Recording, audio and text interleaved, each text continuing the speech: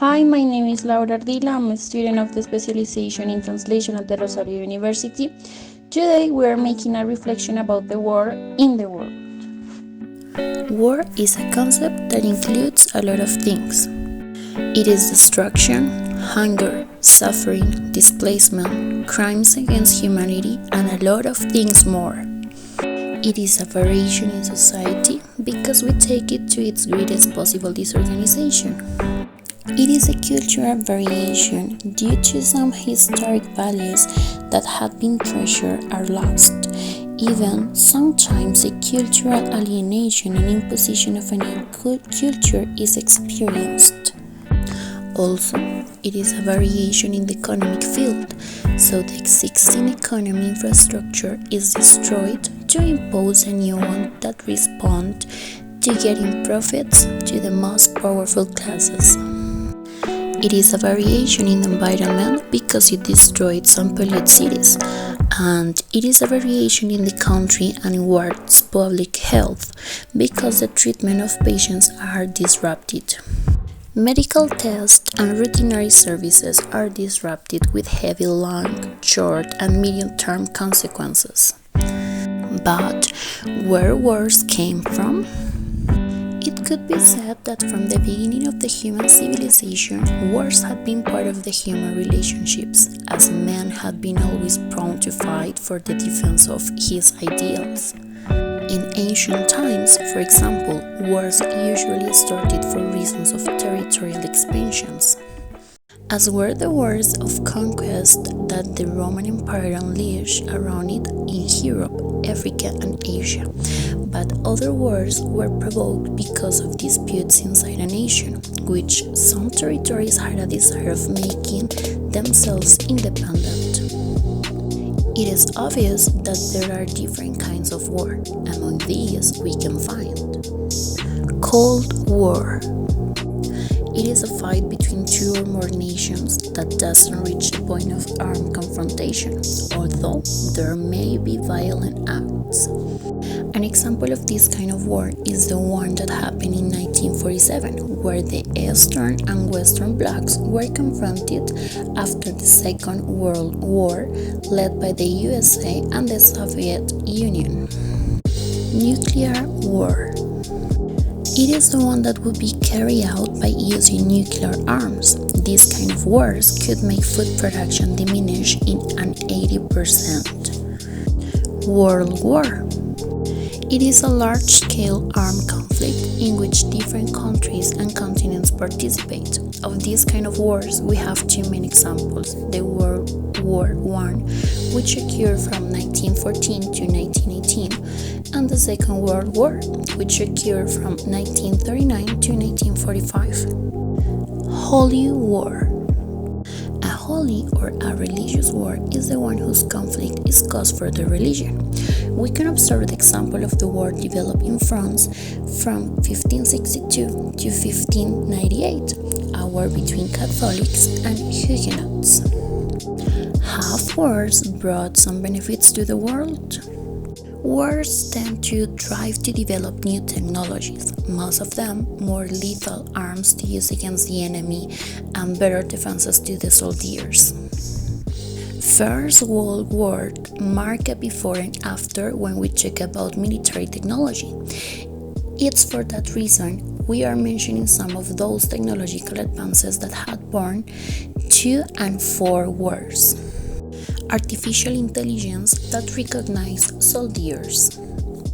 It has been said that Ukraine has an artificial intelligence tool that allows them to recognize Russian soldiers that are in their territory. This tool is very useful now that the conflict Russia-Ukraine has risen again. Devices that allow people to look through walls. It's a part of military technology. It was developed by an Israeli enterprise which allowed people to detect objects and people through walls. Anti-drones rifles. It is a device designed to cut off communications between drones, the remote control, and the GPS net to limit video transmissions, thanks to a 9x magnification peephole that brings great precision. War tanks. It was a device invented during the First World War. Its objective was to allow people to be able to pass through the land while the enemies were attacking simultaneously, besides to attack them. Also, it was created to allow people to pass through complicated surfaces for a common vehicle.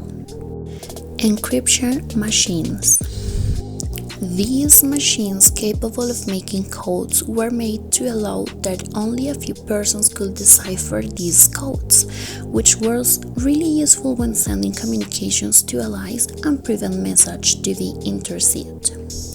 Of course, it is not a secret that there is a devastating and bleak side of wars, consequences that affect to a greater or lesser extent they involve countries and the whole world. Now we are going to see some of these consequences. Hunger and poverty. A conflict that is expanded for a long time leaves cities completely destroyed.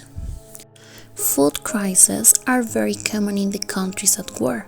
The food production system seems paralyzed and food access gets more difficult while conflicts and violence increase. Violence. People during war live in an incessant threat, as well as they always feel that their life and the life of their loved ones are in constant danger. These people experiment a huge change, and it changes the way in which they relate with others too. From this point of view, some interactions became potentially dangerous. Social apprehension.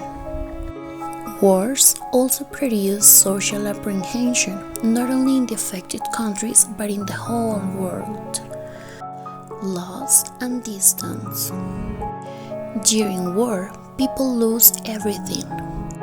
Not only that which is material, like dwelling or memories from a life, there are basic aspects from a human being life.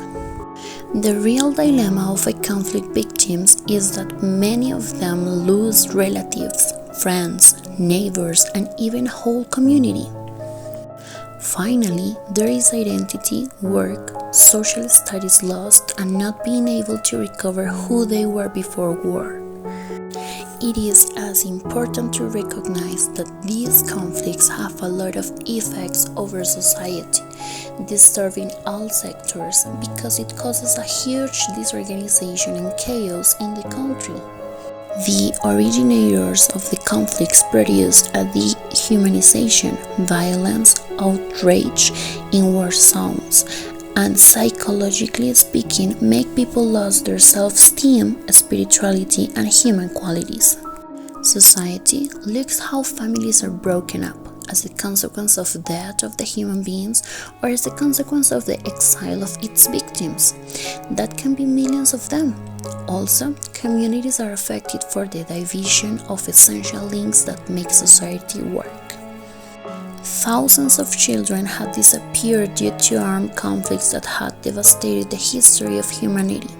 The child mortality rate is alarming in height because they are the most vulnerable population and the ones who suffer consequences of the war. Children suffer malnutrition and also they are victims of violent actions, tortures, kidnapping, discrimination, neglect, and sexual assault. Their future seems highly risky and with no hope. Children who live war, psychologically speaking, can suffer regressive behavior, high levels of anxiety, panic attacks when facing distance from the security figure, generalized anxiety, alterations of self-concept and self-esteem, disruption of behavior and disruption of sleep, desensitization to be able to keep high levels of violence, hate, or highest risks of sexual assault. As a society, we would hope to have advanced to such a point that wars would not be a problem to worry about, that being rational and modern beings with technologies never seen before and with those advances that make us wish for a futuristic world like the one in the movies, wars would pass to the background and why not become obsolete. But we can see how wrong we are. From day to day, we become more and more close-minded when facing the different situations. Other people's opinion affect us somehow. We do not know how to react when someone makes a comment or when we face an annoying situation. And we have forgot how to express with other people, recognizing the importance of being a good listener and the importance of being listened.